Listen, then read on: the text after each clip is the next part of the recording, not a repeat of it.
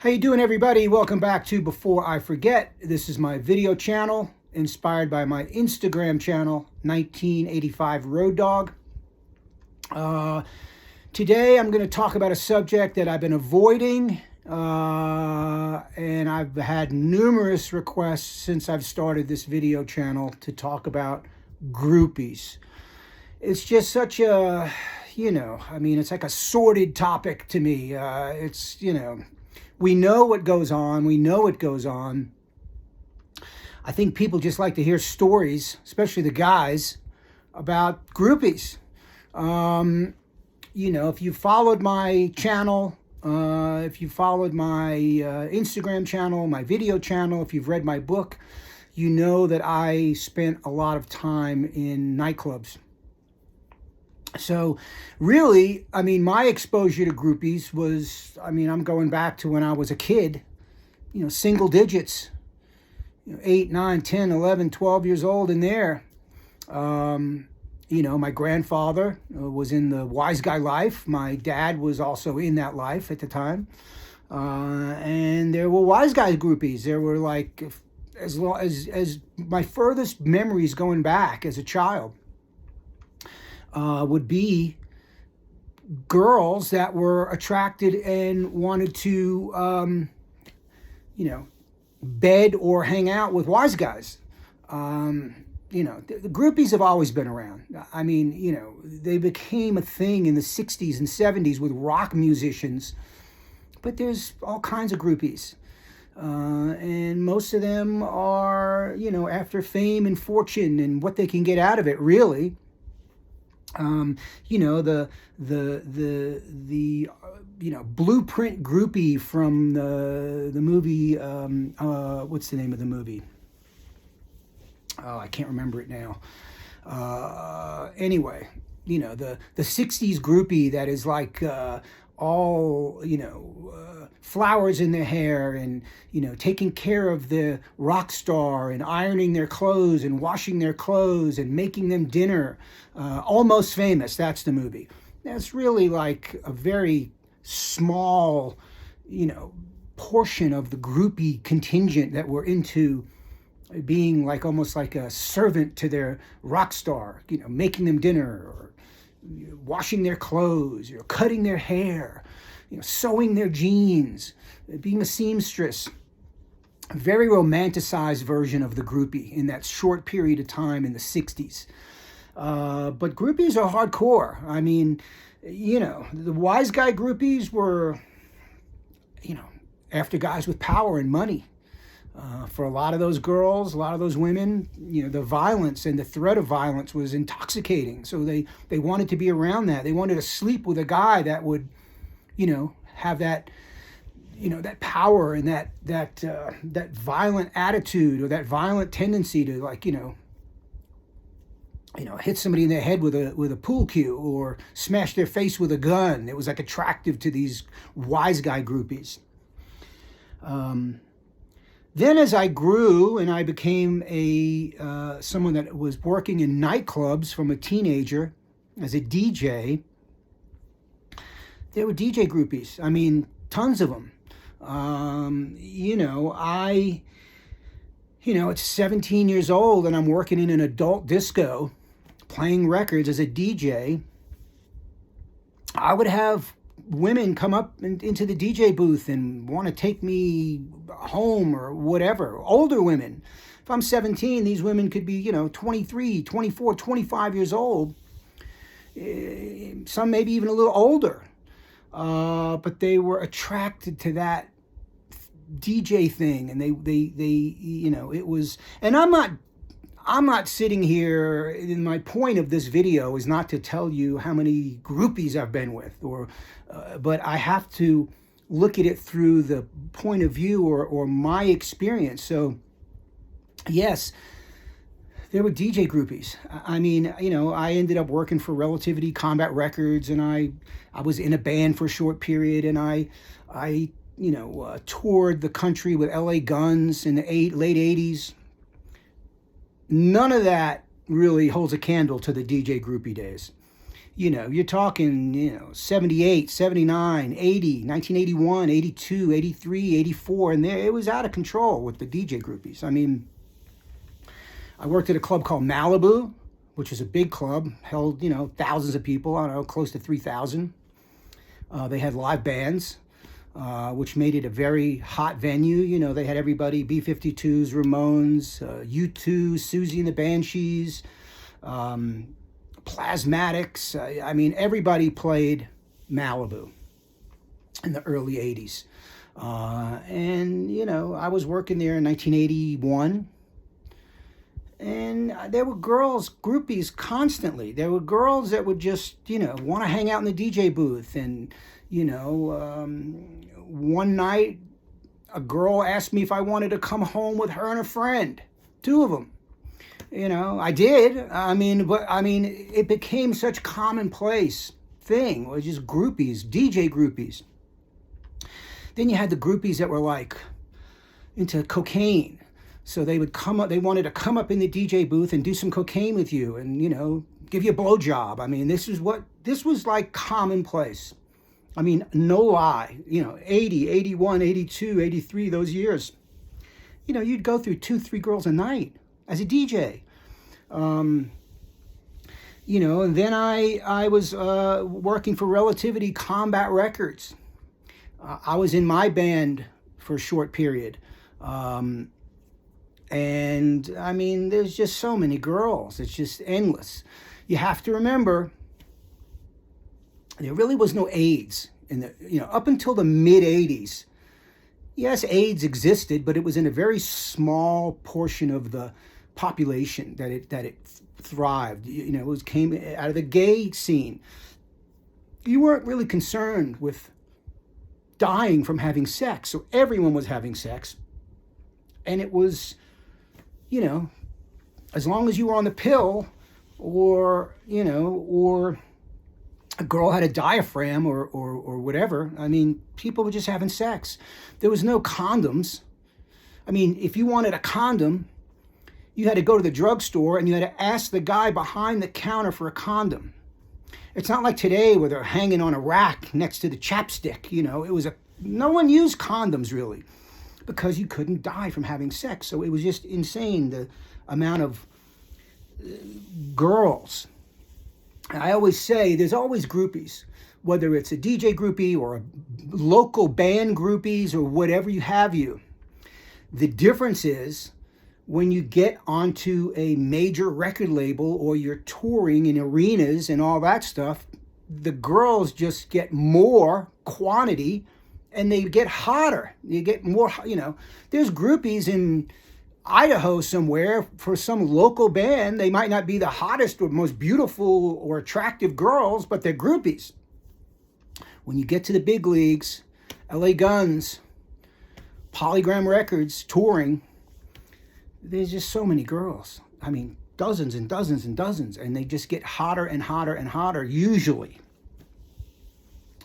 By the time I was a road manager for LA Guns, I had been through the wiseguy stuff, the nightclub stuff, the record company stuff. I mean, the furthest thing from my mind as a road manager for LA Guns were sleeping with groupies. I mean, it was not something that could I have? Sure, there were lots of them.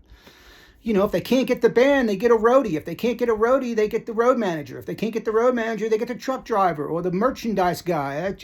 They want to be with somebody so they can get a pass and get into the party. So by the time LA Guns came along, I was like, I could care less about girls. I was like, I had on the mean, nasty road manager face, and I was just throwing girls out of hotel rooms, out of backstage, off of buses. I was constantly getting rid of girls for LA Guns. Because, they'd go through they'd have a girl, and then they'd want me to get rid of them. Like, they don't want them hanging around. They'd get rid of the girl so the next girl can come in. It was just like a revolving door. So by the time I was in the LA Guns mode, working for them as a road manager in 1988, I wasn't trying not to sleep with anybody. I wasn't out to be with groupies. I had already been through so many girls by that point in the DJ days. I could care less. So I was mean and nasty usually. And the other thing is, when you get to that level of the LA Guns level with groupies, there's a lot of crazy, crazy females. Now, a lot of these groupie girls came from broken homes. They had trauma in their life.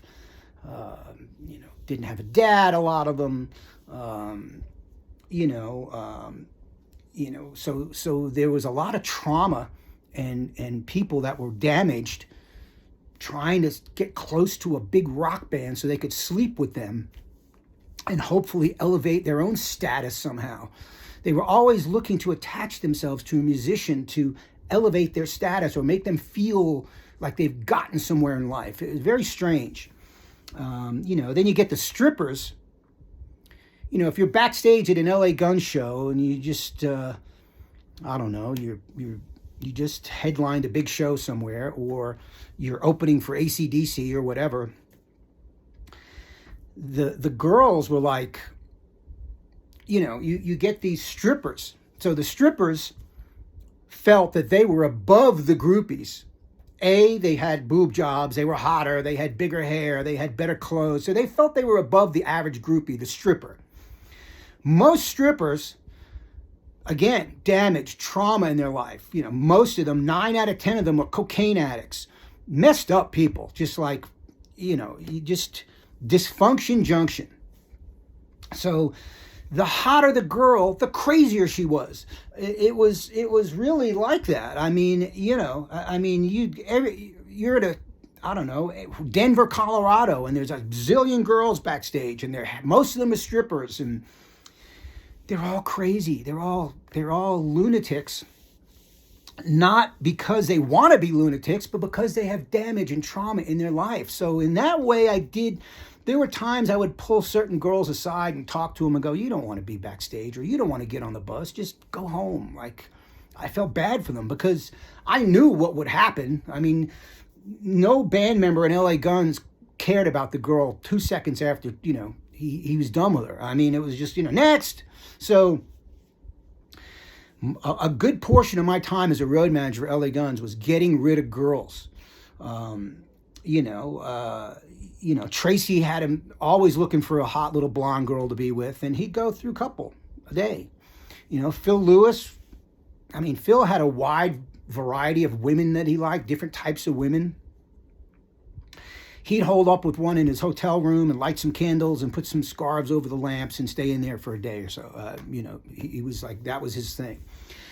Kelly Nichols was like, he had his type, but he wasn't like a real slut in that sense. He would hang out and talk and flirt and socialize, but when it came down to the nitty-gritty, he had a certain type of girl that he liked. Mick never did anything. He was married. Steve never did anything. Steve Riley, he was married. So it was really Tracy and Phil that were the horn dogs. But for me, I've been around so much of that from such a young age. And the peak for me with women was in the DJ days, 78 to 84 in there. Crazy. Just, it was a crazy time. And you always had the coke whores, what I call them, the coke whores, the girls that wanted cocaine that would come and, they'd just do anything for some blow. So it was the 80s, man, late 70s and the 80s. But groupies have always been around. I'm sure there's, nerd groupies, there's, comic book groupies. There's groupies for everything, every kind of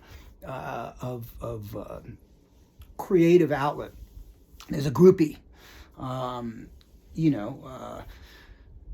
but I've seen so much of that, and, I've had to get rid of so many girls for band members in LA Guns, and even when I was in my band, we weren't a big band. We were big in New York for about a year, but there were so many girls. You could call a girl up at 2 o'clock in the morning, 3 o'clock in the morning. Come over, yeah. Pick up some beer and some donuts and an 8-ball of cocaine. Come on over, And they'd come over 3 o'clock in the morning with drugs and food. That was just a phone call away. And again, I'm not saying I mean, today I'm a completely different person. I don't even think on that level anymore. You know, it was a time and a place in my life.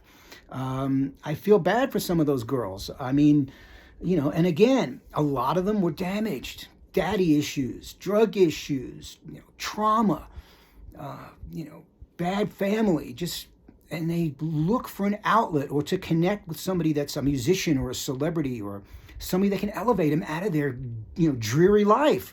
That's what the groupie is. By the time you get to the glam rock, heavy metal, you know, 80s into the late 80s, Motley Crue and all that stuff, I mean, the girls were just like, it got to be ridiculous what they would do and, you know, what lengths they would go to, you know. You know, you'd have girls that would just, you know, start out hanging around the arena or the venue and start talking to the truck driver or the bus driver. And then they, you know, start talking to the roadies who were there all day setting up the stage. You know, they get a pass and they work their way up. And, you know, they don't want the roadie or the truck driver or the bus driver. They want the band member, but you have to get in there somehow. So you got to, I don't know, do whatever you got to do to get a pass to meet the band. It was really sordid, and it was really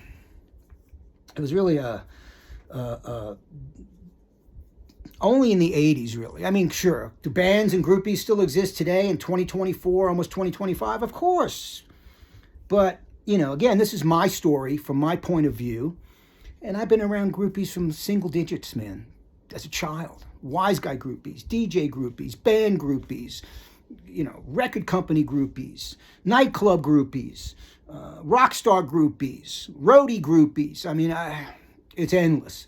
So sure, you can talk about it, but after a while, it's just like, you know, crazy stories. I mean, that's all really people want to hear is the stories about it all. But that's my little take on groupies. For me, as personally, read into it what you will. Just know the groupies exist in every city and every town, and most of them are nuts. And most of them are not mentally stable or have trauma and addiction. So, you know, when you see a chick that's drunk, acting crazy at a nightclub or a show or even in the street, just know there's something going on there with that person. There's trauma, there's mental illness, there's drug addiction, there's something that's making them be and act that way. So just have some empathy for those people and, you know, try to be understanding, I guess. That's my take on groupies. I really appreciate you listening. Again, my book is on sale via Amazon globally, Tales from the Gutter and Other Rock and Roll Shenanigans. Available on Amazon. I also do signed copies available through my Instagram, 1985 Road Dog. So check that out. Appreciate you listening. Let me know what you think of the video. And if I don't speak to you again before the holidays, have a great Christmas, happy holidays, happy New Year. Be safe. Keep your head on a swivel out there in the world, folks. Ciao.